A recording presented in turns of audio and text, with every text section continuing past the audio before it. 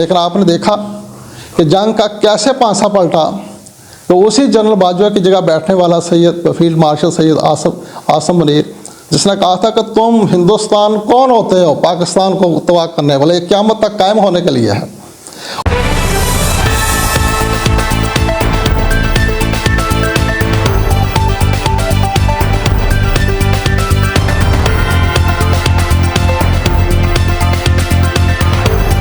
औज़ुबिल्लाहिमिनश्शैतानिर्रजीम बिस्मिल्लाहिर्रहमानिर्रहीम। अस्सलाम वालेकुम नाज़रीन, मैं हूं आपका होस्ट मैं ज़फ़र इक़बाल ज़फ़र TV2 चैनल से, और हमारा प्रोग्राम है आज और कल।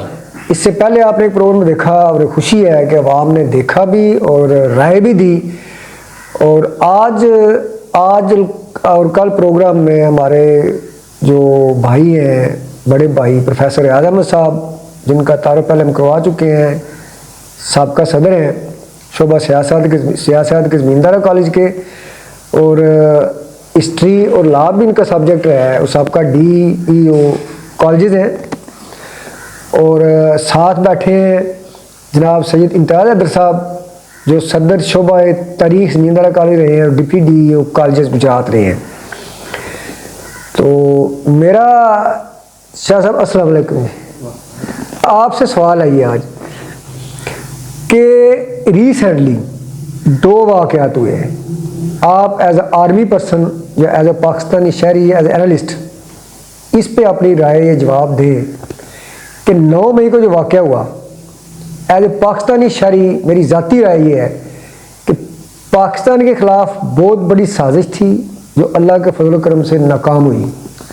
और दूसरा, जो इंडिया का बहुत बड़ा हवा था हमारे ऊपर, हमारे जो हुक्मरान थे साबका, वो कहते रहे हैं जी इंडिया बहुत बड़ा हमला कर देगा, हमारी इकानमी तबाह हो जाएगी, हम पीछे चले जाएंगे।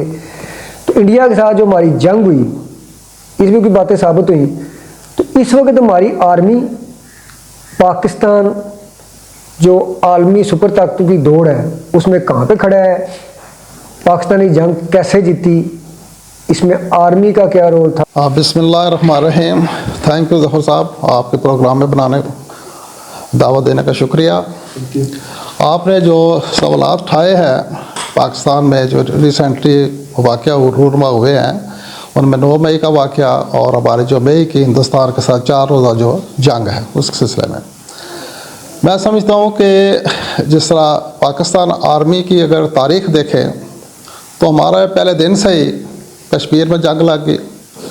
पाकिस्तान नहायत मसाइलात में मसाइल का शिकार हो गया, उसके आबादकारी में लगी हुई फ़ौज मशगूल हो गई, और हमारे सियासतदान जो है वो पर्ची और परमिट के चक्कर में पड़ गए। जो गैर मुस्लिमों के जो इमलाक थी उनकी लूट सूट में लग गए। तो यूँ किसी को सियासत के साथ कोई तल्लक नहीं रहा, पाकिस्तान से कोई मदद नहीं रही है। तो पाकिस्तान आर्मी की जो लाइफ, चूँकि मैं ख़ुद भी इसमें गुज़रा हूँ, विलियम वर्ड्सवर्थ ने कहा था पाकिस्तान डिसिप्लिन, आर्मी डिसिप्लिन के बारे में कि there is no question to why, there is but to do and die.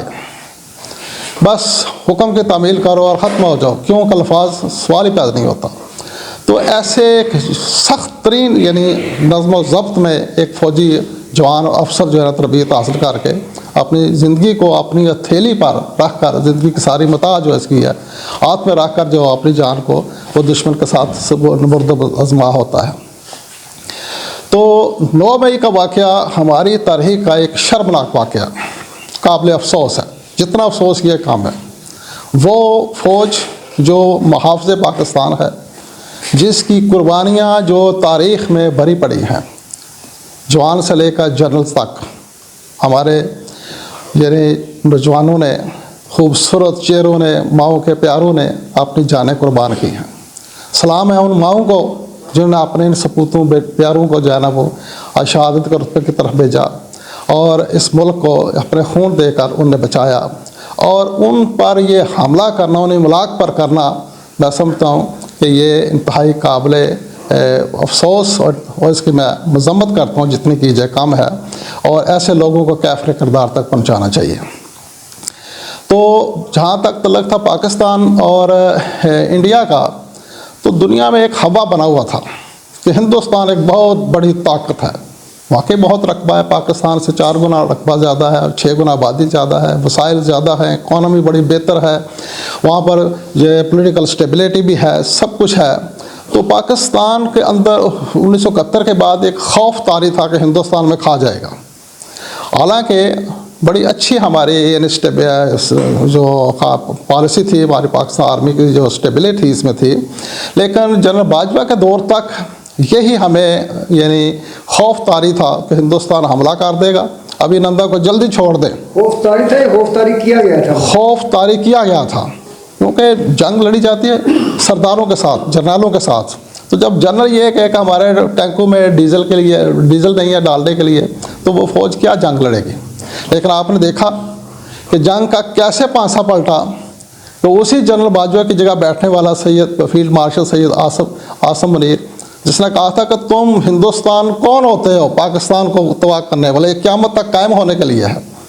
और 4 रोज़ा जंग में आपने देखा कि पहले दिन ही जब हमने हिंदुस्तान के 5-6 जहाज़ गिरा दिए, और हिंदुस्तान जिस पर मान कर रहा था, मोदी कहता था आज रफ़ाइल होते, 1919 में कहा था, 2019 में अभिनंदन के हादसे के बाद, आज अगर रफ़ाइल हमारे पास हो तो जंग का नक्शा कुछ और होता। लेकिन जब रफ़ाइल आए तो रफ़ाइल का कितना बुरा असर हुआ, उसने तो फ्रांस की मार्केट को भी तबाह करके रख दिया। तो ये पाकिस्तान की बहुत बड़ी कामयाबी थी। और बाकी जो सरहदों के ऊपर कश्मीर में पाकिस्तान ने बड़ी अच्छी उम्दा कारकर्दगी दिखाई, हिंदुस्तानी पोस्ट पे झंडे लगाकर वो भाग गई। और मैं समझता हूँ कि ये जो टेक्नोलॉजी और ये स्पिरिट जो थी और बयान मरसूस हमारा जो ऑपरेशन था, इसने दुनिया में एक ऐसी धाक पैदा की कि पाकिस्तान दिन दुगनी रात चुगनी तरक्की करता हुआ आज दुनिया के नक्शे पर एक उभरता हुआ एक नई ताकत जो है ना वो सामने आई है। माशाल्लाह एटॉमिक ताकत भी है हम, और फौजी दुनिया की ताकत हमने साबित कर दी है। हिंदुस्तान को पसपाई इख्तियार करनी पड़ी, शर्मिंदगी इख्तियार करनी पड़ी है। और आज दुनिया में पाकिस्तान का जो किरदार है वो तस्लीम किया जा रहा है। बिलखसूर मशरिक़ वस्ता में पाकिस्तान की कारकर्दगी, ईरान तशक्कर के नारे लगा रहा है। और वही जो कुछ अर्सा पहले सदर जो बाइडन, जिसने हमारे वज़ीर आज़म इमरान खान को मुबारकबाद दी थी और हम मुबारकबाद के लिए तरस रहे थे कवाए, आज वही वाइट हाउस में हमारे फील्ड मार्शल को लंच दे रहे हैं, इस्तकबाल कर रहे हैं और कह रहे हैं हमारा favourite field marshal, favourite prime minister. तो ये मैं समझता हूँ कि पाकिस्तान आर्मी को क्रेडिट जाता है। और अल्लाह का फजल व करम से अब हम दुनिया के यानी उन गिने चुने ममालिक चंद में शुमार होते हैं। और हमारा ये अब ये सियासी फ़ैसला और हमारा ये फ़ौजी फ़ैसले और बिलखुस दुनिया की सियासत में हमारा बड़ा पिवटल किरदार हो चुका है और दुनिया अब तस्लीम कर रही है। और आप देखें कि बांग्लादेश की सियासत, श्रीलंका की सियासत, मालदीव की सियासत, सऊदीया की सियासत, ईरान की सियासत, यूएई की सियासत, ये तमाम जो है पाकिस्तान के गिर्द घूम रही है। और वही लोग जो कहते थे पाकिस्तान हमला ना करे मई में, हिंदुस्तान को रिटेलिएट ना करे, हमें खौफ है, सऊदीया वाले कहते थे, यूएई वाले कहते थे भाई हम एक और गज़ा नहीं देखना चाहते, खुदा रहा हिंदुस्तान से बचो, बड़ी ताकत है। लेकिन अल्लाह के फजल करम से पाकिस्तान आर्मी ने वो कर दिखाया और अब वही हिंदुस्तान मुँह छुपाते फिर रहा है। अब वो अपनी उस पसपाई को, शर्मिंदगी को जो दुनिया पूरी में ज़ाहिर हो चुकी है और वो मुँह छुपाए फिर रहा है और पाकिस्तान सीना तान कर दुनिया में ललकार रहा है कि हम मुसलमान हैं, पाकिस्तान ये पाक लोगों की सरज़मीन है। तो अल्लाह के फजल करम से जो हमारी पॉलिटिकल इंस्टेबिलिटी है, मुझे उम्मीद है कि हम उस पर जल्द काबू पा लेंगे और ये मुल्क जो है ना दुनिया का एक नामवर मुल्क साबित होगा। Thank you very much. बहुत शुक्रिया शाह साहब। इंशाअल्लाह हाज़िर होंगे अगले प्रोग्राम के साथ। अल्लाह हाफिज़। राय ज़रूर दीजिए।